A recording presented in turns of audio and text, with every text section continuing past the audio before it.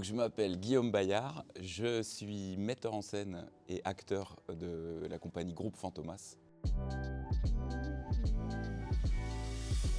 Et on avait adapté un premier roman d'elle de Céline Mignard qui s'appelle Faillir être flingué, qui est un western. Et là, cette fois, c'est Le Dernier Monde, son roman, qui est un roman post-apocalyptique. En fait, c'est l'histoire d'un astronaute qui est une sorte de misanthrope, en fait, et qui se débrouille pour se retrouver tout seul sur une station spatiale et qui observe la Terre de loin pendant peut-être une année. Et cet homme-là, en fait, il assiste à des phénomènes étranges et il finit par ne plus avoir du tout de contact avec la Terre. Donc il se demande ce qui se passe et donc il décide de redescendre.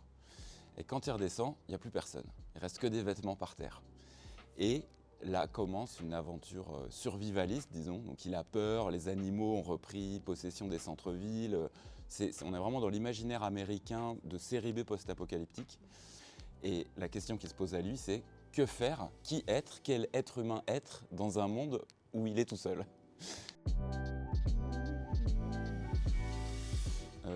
Le choix de la musique, c'est arrivé assez vite parce que le roman est inadaptable en fait. Enfin, c'est un roman complètement délirant.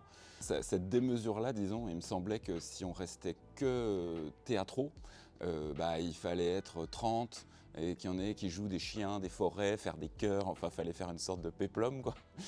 L'autre solution qui me semblait, c'était d'avoir recours à la musique en fait, qui permet en fait d'ouvrir des espaces que le théâtre peut pas ouvrir en fait. Donc ça oscille entre, c'est à la fois du roman, c'est à la fois de la poésie, et c'est à la fois à des moments presque de la pensée pure en fait.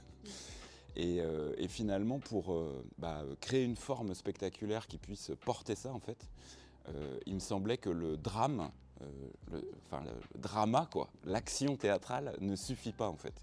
Et qu'à des moments on a besoin d'avoir recours à la musique pour exprimer, disons, la pensée ou la poésie de ce texte, quoi.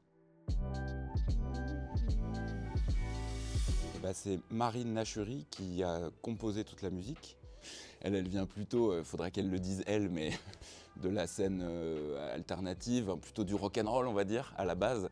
Marie elle est plutôt chanteuse mais aussi multi-instrumentiste, et puis là elle compose quoi. Et les instruments qu'on utilise, c'est tambour, flûte, synthé. Et puis pas mal de chants en fait, avec une des autres protagonistes, Agnès Potier, qui est aussi qui vient plutôt de la danse mais qui chante aussi beaucoup.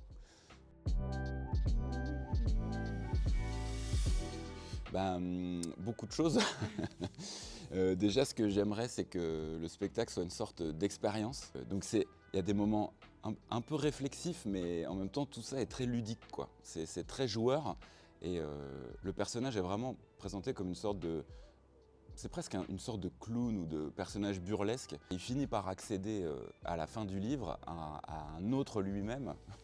Donc j'espère que les spectateurs qui viendront sentiront ce parcours-là, quoi. Ce qui est intéressant par rapport à maintenant, ce qui se passe dans notre monde, c'est que le roman aussi il propose de se décentrer en fait.